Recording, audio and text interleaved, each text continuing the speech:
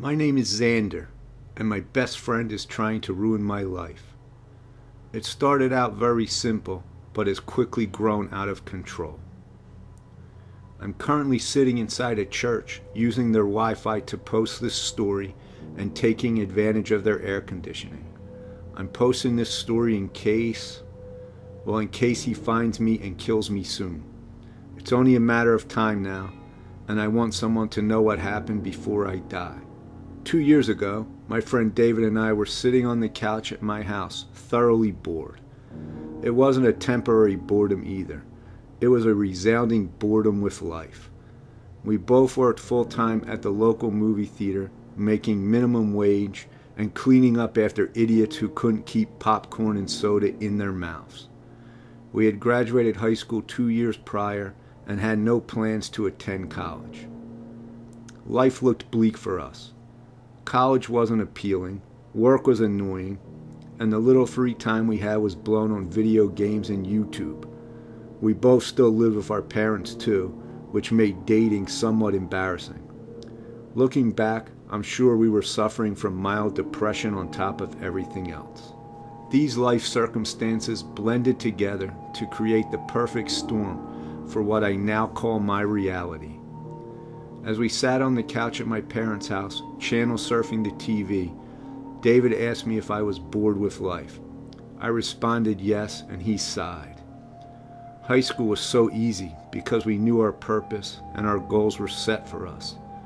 Outline the English essay, finish the math homework, get decent grades, pass the driving exam, be home by curfew, find a girlfriend. Now that we're out of high school, we have no structure. Our lives have become meaningless and we are just floating through space with no aim or purpose. Would you go back to high school then? I asked. He shook his head. In the moment, high school was annoying. It's only after looking back that I see how much better it was than I realized. What's the solution then? I asked. Either go somewhere that has structure and can deliver what high school gave us, or create our own structure, David replied. Well, I don't want to go to college or the military, I said, and I can't think of anywhere else that provides the same structure. Guess I have to make my own, but I have no idea where to start. The thing about high school was that it required a minimum effort. If you didn't give that minimum effort, you would face the consequences. The consequences were bad enough that you and I would put effort into school. When high school ended, that minimum effort level decreased. Now our minimum effort is not enough to improve ourselves. Whatever structure we build has to have those consequences built in, and a minimum effort that forces us to improve constantly. David was and is a very intellectual person. He thinks about everything, if you can't already tell that. I was pretty dumb compared to him, but I stuck around him because he always had interesting things to say. This conversation definitely counted as interesting. I won't bore you with the entire conversation that we had, but it lasted an hour where we discussed how to build structure into our lives. I want to emphasize here that boredom is dangerous. Well, it's not dangerous by itself, but it can quickly lead to dangerous things. Boredom can lead to pain, accidental children, technology that disrupts a monopoly, and even death. Our boredom led to a dare. I dare you to try and ruin my life, David said. What does that mean? I asked. It's a way to build structure into my life. If I know that you are always trying to ruin my life and actively trying to make me fail, then I am driven to fight back and act on initiative. But how could I ruin your life? I asked. You could ruin anyone's life if you gave it enough thought, planning, and action, David said with a smirk. I'm not going to give you any ideas. I just want you to try and ruin my life. I remember sitting back and thinking about what he meant. The first thoughts that came to mind were about tripping him occasionally or hiding his toothbrush every time I went to his house. My young mind didn't fully understand how serious David was being. His mind was running 3 tracks above mine, so I didn't know what I was getting into when I said, "Okay, I'll try to ruin your life, but I dare you to try and ruin my life as well." He smiled with a newfound enthusiasm, and I smiled back. I had hoped it would be a great way to relieve my boredom with life. David stood up and punched me in the leg as hard as he could. I shouted at him, mostly out of surprise. He just laughed. "The dare starts now," he said, grabbing his shoes. "We are no longer friends, we are nemesises." He opened my front door and looked over his shoulder. "Good luck," he said. "I hope you'll work half as hard as I will." Once he left, I just sat there rubbing my sore thigh. Okay, I thought, if he wants a war, he'll get a war. That night I laid awake trying to think of ways to make his life harder for him. My ideas were all childish and useless compared to what he would later throw at me. I'm too embarrassed to list my ideas from back then. I wish I could say I remembered the day David turned against me for real, but it was so subtle that I didn't notice right away. To my face, David acted completely normal. While we were at work, I would sprinkle popcorn over a section he had just cleaned and point it out to him. He would just laugh and say, "Is that supposed to ruin my life?" Then he would clean it up. I expected him to do the same to me, but he didn't. His lack of visible retaliation made me bored again, so I stopped. Looking back, I suspect that behind my back he was sabotaging my image with our other co-workers and our boss. Out of the blue, my boss called me into his office and told me that I was fired because I wasn't doing a good enough job. David acted sorry that I was leaving, and we promised to hang out again soon. I left thinking I could make this something good and get a real job. That dream died, and I ended up at McDonald's instead. After I had been at McDonald's for a month or so, my parents confronted me. They asked me if I had been stealing cash from their wallets. I had never stolen a cent from them and told them so. They backed up, but only for a week, until my mom's debit card went missing. They confronted me again, this time very angry. They accused me of withdrawing several $100s using my mom's debit card. I have no siblings, so it couldn't have been anyone else in the house. It turned into a huge screaming match, and they demanded that I move out as quickly as possible. With my small amount of savings, I found an apartment near the local community college that housed college students. The rent was affordable enough for me, so I moved out within the month. I moved in and became instant friends with two of my roommates, Clark and Ivan. Our other roommate, Isaac, kept to himself and stayed in his room playing video games 24/7. Life got good again because I hung out with Clark and Ivan frequently. David and I had stopped hanging out after I was fired from the movie theater. I hadn't forgotten about him, but I had forgotten about the dare. Every once in a while, I would message him on Facebook or shoot him a text to ask if he wanted to hang out, but my messages were always ignored. Eventually, I gave up. Within 6 months, I had a great life going. I was dating a girl named Katie. I had been promoted to crew trainer at McDonald's, which paid better, and my bank account was slowly growing. I only recognize this as David's doing when I look back, but an obscene amount of junk mail showed up with my name on it every single day. Magazines, credit card offers, vacation ads, and even physical letters from real people who claimed to be excited to be my new pen pal. I sorted through them every day trying to find some pattern. Clark and Ivan thought it was hilarious. When I came home late from work, they would sometimes toss the junk mail in the air like confetti as I walked through the door, cheering that the mail king was home. One day I remember feeling sick of getting all this junk mail and decided to sit down, call every subscription to cancel. I recruited Clark and Ivan to help me, and we sat down with snacks one afternoon and started to crank through phone calls. In a few days, the tide of junk mail subsided and we celebrated our efforts. That only lasted a week. The next week, the mail started coming back in full force. There was twice as much as before, with even some pornographic magazines in the mix. Not only did my physical junk mail increase, but my email became unnavigable through all the new spam messages. Google moved a lot of it to the spam filter, but there were still hundreds of emails that made it through. My email address had been subscribing to websites I'd never even heard of. Clark and Ivan were blown away by this new tide of junk mail. The event was dubbed Return of the Junk and became a great icebreaker for Clark and Ivan to introduce me to other people at parties. One day I was browsing Facebook's People You May Know section when I came across someone's profile that had my picture but a different name. The account was open for anyone to view and had a lot of porn posts, status updates full of cursing, and praise to Hitler. I frowned when I clicked on their pictures. Most of the pictures were the same ones from my own Facebook account, but there were some pictures of me that weren't on my account or anywhere else online. Keep in mind, I didn't remember my dare to David at this time, so I was feeling pretty creeped out. I hit the report button and let Facebook know that the account was a fake and went on my way. I think 3 months or so later is when more stuff started to happen. Katie and I were getting very serious and discussing moving in together. The junk mail still rolls in, and I've started to just throw it away. Ivan has moved out to go to an actual university, so a new roommate, Jackson, has moved in.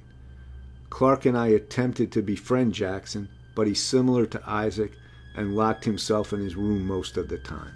A new game became available for pre-order, so I submitted my email to reserve a copy. When I tried to log into my email to make sure the reserve code was there, I couldn't log in. I hit Forgot Password, and it asked if I wanted to use my phone number to reset the password. I pressed yes and waited for my phone to light up. It never did. I pressed the button 3 more times, but no text ever came. I tried old passwords I used to use, but none of them worked. I frowned, but eventually just walked away from my computer. I'd try it again a different day. I sat down on the couch and pulled up Facebook on my phone. A pop-up appeared. "You've been signed out," it said. Then it jumped to the login screen. I thought I'd hit the logout button on accident, so I just typed in my email and password. It didn't work. I tried again, but it still told me the password was incorrect. My phone buzzed in my hand. Katie was calling me. I answered it and immediately became concerned. She was sobbing. "Katie?" I said. "You coward," she spat. "You don't get to just Facebook me that shit. No, you have to talk to me and tell me with your voice." "Katie, what are you talking about?" I asked. "Don't play stupid, asshole. Say it." "Say what?" "You Facebook me and say we are through. But when I call, you deny everything? What the hell are you trying to pull, Xander?" Katie hissed. "Katie, my Facebook got hacked. I was literally just trying to log in when you called. Are you at home? I'm coming over. We are not done. We are far from done, sweetheart." It took me some time to convince Katie that it hadn't been me, but she relented when I showed her that I couldn't log in. I Googled how to get my Facebook account back and contacted their help center. Thankfully, they were able to get me back into my account. Lots of links to porn sites had been posted all over my page by whoever jacked my account, so I spent time deleting all of them. I also spent time answering family members who asked about the strange content I had been posting. Very awkward. Katie also found out through her feeds that my Twitter and Instagram had been hacked. The accounts were posting hundreds of crude messages and pictures. Those 2 sites took a little more effort, but eventually I regained control over them too. Fixing my email took a couple of days, but I got access again. Not wanting to repeat this experience, I made my passwords into really long strings of numbers, letters, and symbols. Each account had a different password. For anyone who has ever done this, you know how impossible it would be to memorize your passwords. I wrote them down on a sheet of paper and put it in my dresser drawer. I didn't intend to get hacked again. I'm telling you where I put that paper so you'll know how freaked out I was when Facebook signed me out again the next week. I checked my other accounts. Locked out again. I shot Katie a text to warn her and then called the Facebook help center again. They gave me access to Facebook and gave me the same warning about making a long password. When I told them the type of precautions I had taken last time, they suggested checking my computer for viruses, in case there was a keyloggers collecting all the information I typed. I called a computer repair center and asked what I needed to do to get my computer scanned. They asked me to bring it down and they'd check it out. I had a desktop, so bringing it down required a lot of unplugging. When I got down behind the computer to unplug everything, I found a tiny USB stick that I'd never seen before. I frowned and tried to locate its contents on the computer. The computer said no USB was attached. The computer repair guy confirmed that the USB drive was from a keylogger. He asked if my computer had ever been anywhere that anyone could walk up and use it. I told him no, and he said he had no idea how it could have gotten there. He didn't charge me anything, just warned me to keep an eye on my computer. I changed all my passwords again, going through the motions to get my accounts back. A few days later, I received 3 credit card bills in the mail. I still had the habit of skimming through the junk mail in case there was ever anything super important. I'm glad I did, because I might never have found out about the credit cards that were registered in my name. I called the credit card companies to inform them that they were mistaken. I had never signed up for a credit card. My parents had warned me so often about them that I was afraid about ever getting one. Before you comment and tell me that I need to build my credit, yes, I know that now. A quick Google search told me what to do next. I called Equifax, which is a company that calculates your credit score and tells creditors that it's okay for you to open a credit account. I placed a 90-day fraud alert on my credit. They said they would call me if anyone tried to open a credit account in my name. The dude at Equifax was kind enough to tell me what I needed to do next. He asked me to go online and view my credit report. If I saw any accounts I didn't recognize, I was to write them down and fill out a complaint to the Federal Trade Commission explaining the situation. Once I had that submitted, I was to file a copy of it with the police and create a police report. Then I had to take those reports and call each of the credit companies that had issued credit to my identity and start the dispute process. I instantly felt very discouraged at the amount of effort this would require. It felt utterly insane to be required to file all these steps just because I was the victim of identity theft. God damn. Clark was horrified at what had happened and looked at his credit score. He was relieved when it came back clean. I made Katie's check hers too, just in case. Also clean. I'll take a minute to tell everyone listening that you are entitled by law to 1 free credit report per year from each of the credit score companies. That means you can and should check your credit 3 times a year. Clark and I set reminders on our phones to check the scores again in 4 months. I asked Katie to do the same. When I first found out about the accounts, I had called my parents to ask if they had opened any accounts in my name. If they had, I'd at least know who the culprit was. They told me they hadn't opened any accounts, and I warned them about my problems. They promised to check their credit score. 2 weeks after I had called them, my dad called. They found 15 fraudulent accounts between the 2 of them. What the hell? I told him the steps he needed to take, and he was grateful for my help and warning. I know this is boring, but I want you to realize how insanely painful it was to fix all this shit. Seriously, watch your credit reports and nip identity theft in the bud before it happens to you. I had requested detailed bills from the credit card companies that had issued the fraudulent accounts, and they mailed them to me.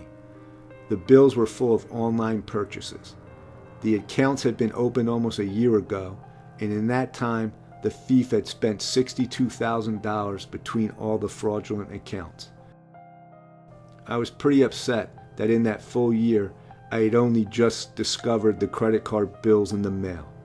I must have been tossing them with the mountains of junk mail. Now I know that the masses of junk mail were deliberate and calculated so the bills would blend in and hopefully get thrown away.